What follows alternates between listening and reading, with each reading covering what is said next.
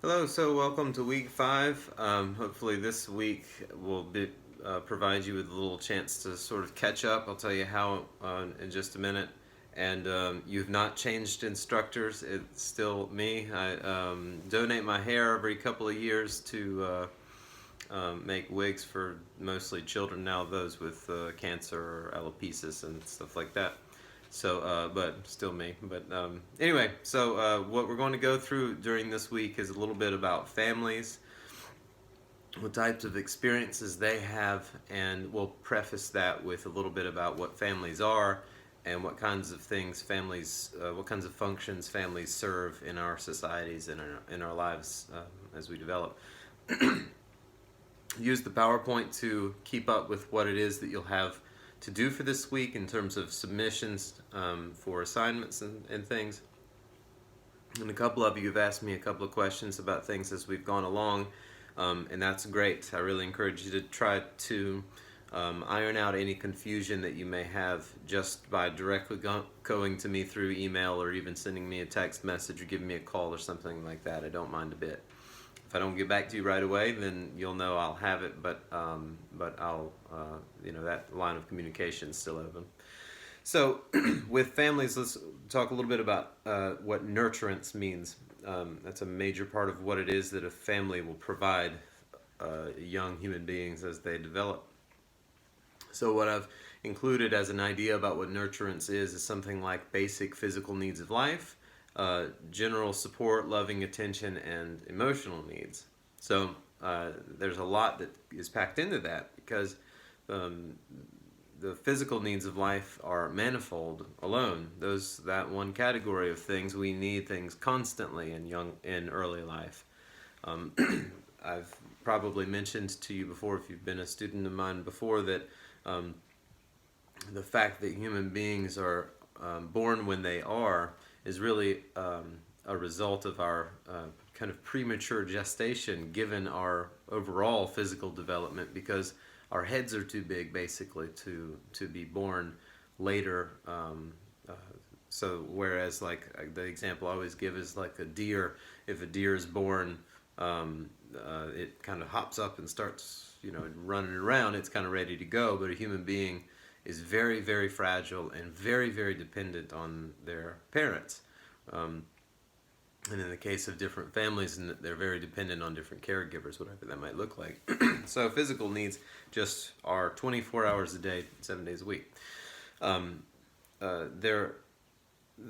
way that we might think of what nurturers provide really kind of mirrors the components of how caregivers foster secure attachment. They don't go exactly the same terminology, but the list I've given you on the PowerPoint includes empathy, predictability, responsiveness, emotional availability, and a sense of well-being. Empathy, as we've probably discussed a good bit before, and as you probably discussed a good bit before in other classes, involves basically a sense of feeling within oneself what the inner world of another might be. And that's a really strong tie or bond or communication tool that human beings have. And for families, particularly caregivers or parents, to have that as a part of their relationship with their child is really essential. Predictability is very, very important also. We enter into the world making sense of the world as we go, and if we make sense of things with a certain degree of randomness, but also with a cohesion of predictability, then there's an appropriate balance of sort of surprise in the world and understanding and reasonable expectation in the world. In other words, the child needs a certain degree of boundary for what it is that life will bring them, and they need to be able to rely on it to a certain degree, especially in early life, so that they can have a secure base from which to go explore the more chaotic things about life. Responsiveness refers to a sense of the metaphor that I commonly use is a mirror, so it goes along with what empathy means as well. So a parent is emotionally responsive to the child when the child elicits a certain emotion in the parent or within themselves, and the parent responds by their own emotional vocabulary, their own emotional style of communicating. That ties in with being available emotionally. So rather than being cold or cut off or totally dismissive of emotion as a way of experiencing and expressing, the parent is ready to go there, in other words. And a sense of well-being is a very broad kind of statement. The way I like to think about well-being is not one of those things that can really be accurately or precisely measured. It's not something we really can define even is very tightly. We have ideas about it and we can describe it, but it's not something that's exactly measurable. But in general, what one might think of when referring to well-being is a global sense of it's okay. And in that phrase, it's okay, the it is just kind of everything. The entirety of one's life being okay or all right or just, where it needs to be, even if there's pain involved, even if there's discomfort as a part of life in general or more globally, it's okay, or it will be. It's good to think of common models of understanding with regard to how a person develops. Maslow's hierarchy of needs is a really common one and a very insightful one. Physiological needs relates to, of course, providing physical needs. And as the person goes through life, they're kind of gaining a sense of each of these things as they go. A sense of safety, a sense of belongingness or love. That's just being a part of the family. A sense of self-esteem. And I want to make a note that the term self-esteem is one that's been kind of reconsidered over the years. It might be considered that self-esteem might actually have a lot to do with how we compare ourselves to others, in which case it wouldn't really be as helpful. But another way of thinking about what self-esteem might be referring to with regard to Maslow's ideas might be something like a sense of self-confidence and self-compassion, where you feel like you're a whole person and that you have a degree of stability in who you are to go about new situations with a sense of confidence. But also when you make missteps, then you are able to recollect yourself and move forward and try again without harboring a sense of self-loathing, right? So that's what that refers to, I think. And then finally, Maslow points out what he calls self-actualization, and that's kind of like feeling complete or whole in the fullest sense. And that's something that he put forth as being kind of like the goal of life for everyone, which maybe no one gets to completely, but that people might find themselves in positions in life, typically later on, where they would describe themselves as actually feeling complete or feeling whole. Now, I want to touch a little bit on what's called family systems theory. Systems theory in general describes the ideas about what it's like to look at a complex array of multiple components, many components that seem to have kind of a life of their own. And some simpler examples of that might be like a flock of birds, a school of fish, a colony of ants, things like that, where no one member of that group actually serves as the leader for them all. Now, that even goes for things like an ant colony where there's a queen. The queen's not out directing everyone where to go, right? She is an important component in it. But the members of a system communicate with each other one-to-one. That's individually, like on the ground or in the sky or water. But the reason that that's important is that it organizes itself. The group organizes itself. Now, the members don't really decide the organization themselves. They seem to kind of flow into it without a global understanding. There's not one ant that makes the decision for the whole colony. There's not one bird at the tip of the flock making all the turns where everyone follows that one bird. Same with the fish.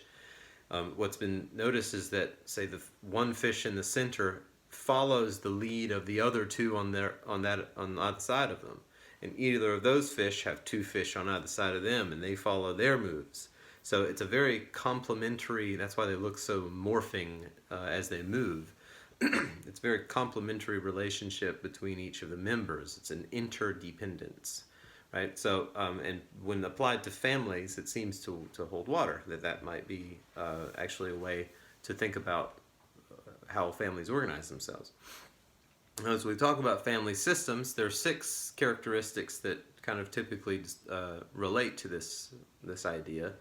And now these are not the only 6 ways to think about family systems or the components thereof, and it's definitely not a list that you should think is the only way to think about families, but they're helpful. So boundaries basically means this is the inside, that's the outside of the family, and it also refers to individual boundaries, right? So this is a group of family, and there's an outside of the family and inside of the family. There's also a me within the family, and there's an outside of me between people in the family and an inside to me. And those boundaries are not rigid and locked, and they're also not totally diffuse and perforated, right? There's a kind of blend of there being a stability and a flexibility involved in the boundaries. Members of the family must take on certain roles. It's not something anyone decided. They tend to just happen that way. That's part of the systems portion, systems aspect of families. And that will also tend to carry on with the child until later life. Say when they enter school. That's not going to be who they are for the rest of their lives, but they are well practiced at it, and we'll say that. Unspoken and spoken rules are a part of families. It might not be often thought of, but the rules we follow as a family member, as a member of society, and so on are, one might argue, are vastly more unspoken than spoken. We sort of figure our way through or find our way through. Empathy has a lot to do with that, the capacity to empathize, that is, to read other people, so to speak. But there are, of course, more explicit rules, written, technically spoken or written rules. A hierarchy is necessarily embedded in a family system. There are no flat hierarchies of families, and by which I mean that there are different levels of people kind of calling the shots for others in the family to one degree or another. And there's of course a very simple idea about what that looks like, where there's the children on one level of the family, and there can be kind of ranges of the age that can split hierarchy more, and then the parents somewhat figuratively above that in terms of the hierarchy.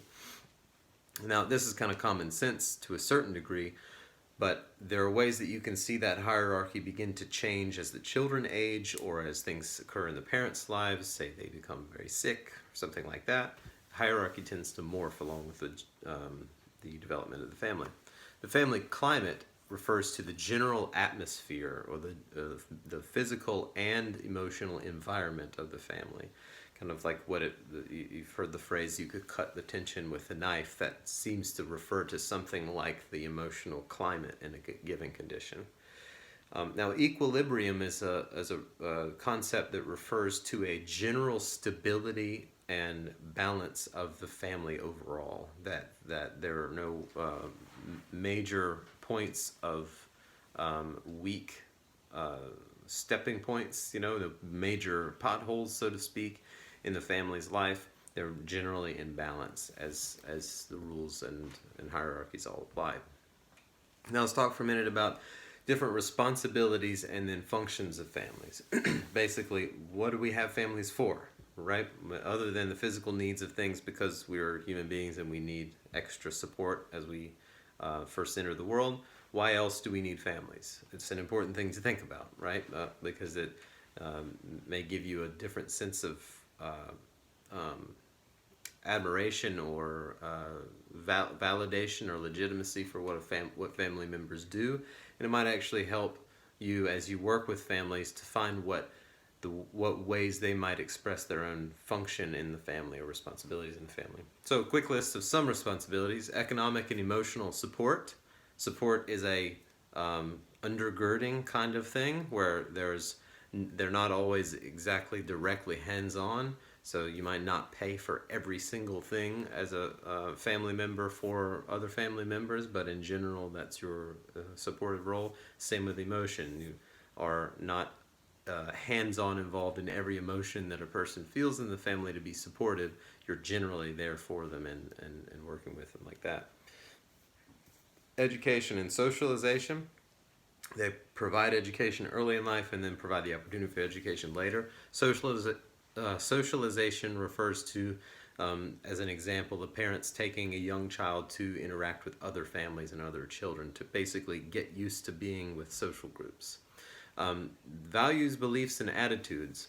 We basically pass on these things to other members of the family, younger members of the family. There's a degree of openness to which we can allow children to make up their own minds, but we implicitly kind of pass them on their inherited sort of things based on our own actions that are led from our values and beliefs. Different ways that a family might view roles such as gender or placement in the hierarchy kind of become a part of the person's habit in the family, and they carry that into the world with themselves. And a general sense of identity, including racial and ethnic senses of identity, are also something we learn from our caregivers or other family members, and in that sense we kind of inherit it from them. Different things that affect the functioning of a family might actually include that identity of culture or ethnicity, given the setting in which the family arises and how their cultural identity kind of compares or feels like it clashes maybe at times with their general social environment. But some examples of what different cultural practices look like in families, like bed sharing. Sometimes children share beds with the parents for a lot longer than other types of families. Different modes of contact, physical contact, might vary quite a bit, and then the family roles obviously very much different. So the older child might be expected to be a certain role in the family in one culture and might be very different in another. Birth order actually does impact a child's experience of their place in the family quite a lot. I won't say much about it here, but it's just generally something to try to understand or keep in mind as to how that child sees themselves and their own families. The parents and the child's age, temperament, or gender. So that's a kind of swirled around bucket of lots of things, but when a child and a parent, for instance, are having a conflict, a lot of things are kind of setting the stage for that to play out. And that's what this is referring to. Where the child and the parent are each in their own lives, chronologically by age, dispositionally by their temperament, what they tend to respond with or do, and then maybe their gender, which really just refers to their feeling of role of what that gender means or what their gender represents for them or leads them to act out, say, in the family. Parental experiences very much impact, of course, what the family is going to look like, and that may refer to something like their experiences with their parents. That's in large part what that might refer to, because they had an experience as a child. We all have. And as they've aged, they've come to form expectations about the world and themselves and their other relationships that has been molded by their own experience. And it's really important to remember that we constantly, as parents, people constantly hand down what it is that they see themselves as to the people learning from them 24 hours a day, right? The children. So the same will be an impact for teachers and therapists and so on, because we come to relationships with all that we are, and where does that come from? Well, it comes from our early experiences and our dispositions kind of combined. So the ways that parents and caregivers might interact with their children will vary. I've given a list of 4 different types or ideas about how parents might interact with children, And so permissive is basically non-directed. That's just free as a bird, do whatever you want. There's no punishment, no consequence. And there's a lot of reasons why a parent might come to this kind of modality of parenting, but nevertheless, that's basically just a diffuse degree of boundaries all over the place, where the child is likely just sifting through, not really having as many points to bounce off of in terms of boundaries to say, okay, that's the end of where I can go with this. Authoritarian is kind of the swing of the pendulum back to the other way. Might be thought of as autocratic. That's a my way or the highway approach to parenting, and that might very well be necessary at times, particularly in dangerous moments. But in general, the inflexibility rather of a parent's response actually doesn't help as much as it feels like it might. The contingent communication piece of fostering secure attachment is a good example of that. That I don't really decide what I'm going to say as a parent until I actually feel out the whole situation, and then maybe hear what the child is experiencing if they're old enough to express it. Authoritative, on the other hand, is something of a good balance of these things. It's could be thought of as a little like democratic, although of course there is a top of the hierarchy in a family to make decisions ultimately. But what's important to point out here is authoritative, which does include contingent communication and a degree of flexibility, is statistically linked to increased independence of the children, increased emotional balance or behavior regulation, an increase in frustration tolerance. That's the ability to feel irritated and angry and frustrated and not lash out or lose control. And also an increase in delayed gratification in the child as they age. So those are some pretty strong traits to result from that style of parenting. And then a fourth category might basically just be that they're not there, they're uninvolved, they're detached, either physically or emotionally through presence. Now, there are two language patterns in a family, particularly from parent to children, that is important to point out. It could be thought of as elaborated and restricted. They're pretty much what they sound like. Elaborated is there's lots of talk, there's lots of description, there's lots of spinning out of detailed accounts of how things occur, and it provides the children or child with a rich vocabulary or experience of how to then verbalize for themselves their own experience. And then there's restricted, which is a little bit more like just saying monosyllabic words or just 1 to 3 word statements just to get the basic point across, but not actually teaching the child how to use language to express what's happening internally. And there's a strong evidence of research to support the elaborated speech, just like authoritative style of parenting. Increased IQ and academic success is not surprisingly tied to the elaborated speech kind of mode or style. Okay, so for a couple of ideas about family experiences, basically a child's experience, that's what they touch, they feel, they see, they hear, all of their experience really creates a foundation for the communication patterns that will play out later in life. It's very, very important because it actually, early experience leads to the ways that our genes actually express themselves. The term epigenetics is what is referred to by that. Storytelling, skills sharing, game playing, and things are all really wonderful ways of interacting and teaching. That's what how most of those kind of unwritten rules that I mentioned earlier and attitudes and values and beliefs are passed along. It's worth keeping in mind that the ways that a family might move around physically actually has a lot to do, or influences quite a bit how the family interacts. So that might be voluntary movement, they just like to move around. Might be recreational, so they like to just travel and see things. And it might be forced, like military or job or anything like that. Different things also like the child care, availability of child care, what type of child care, the quality of child care, different family stressors, of course, like money and other things like that. Separation and divorce, of course, impacts the family.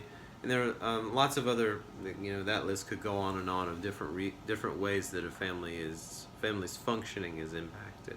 So that's a kind of broader picture idea. Okay, we need to think about how all of the many parts are impacting what the parents are doing and how they're coming to the decisions that they make to lead their interactions with their kids.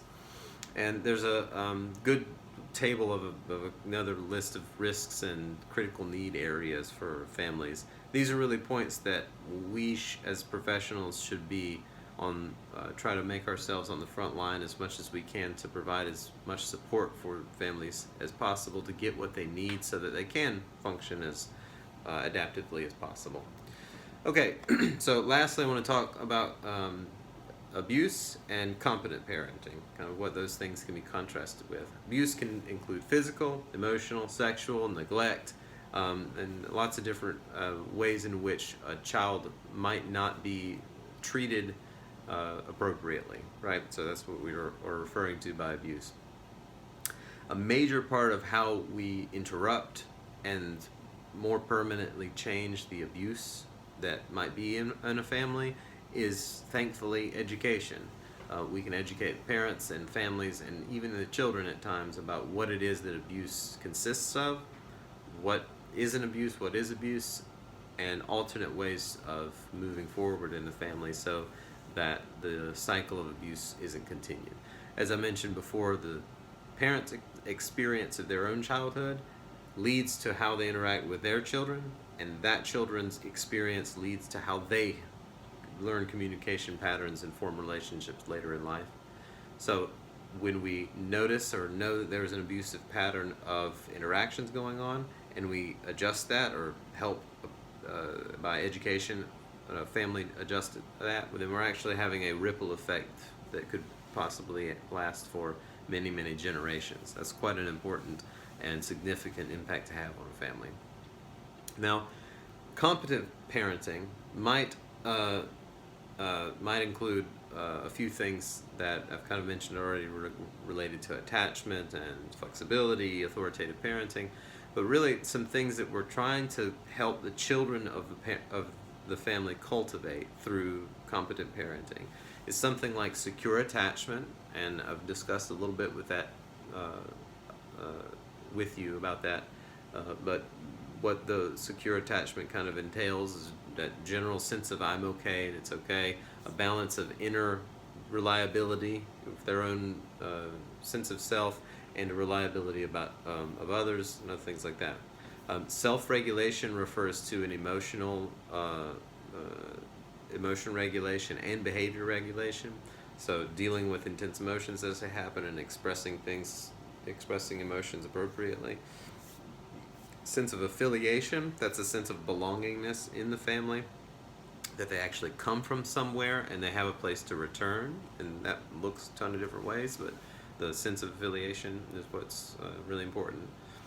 Sense of awareness, and that awareness just means global awareness of what it is for themselves and who they are, what their sense of self is like, how they experience themselves, what patterns of behavior and communication and emotion they all notice in themselves, but also a broader sense of emotion of how others might be experiencing their lives. So that's a possible outcome of competent parenting as well. Tolerance for difference, so having a sort of flexibility with expectation of others is also there.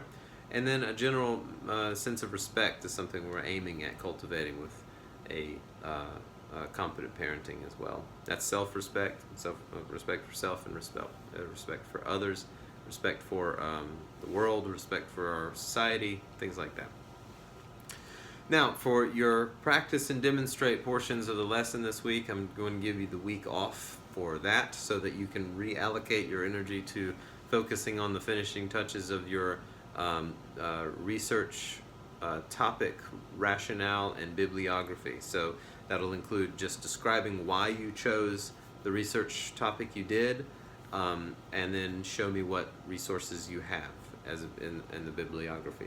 And there's a little bit more information if you want to double check the syllabus for what the requirements are for that. There's still a QQC and a self-reflection portion of this, so make sure to complete that. And again, if you have any questions to clarify any of this stuff, since I'm not normally in class with most of you, feel free to contact me in any way that you can, and I'll do my best to help you out. Have a good week.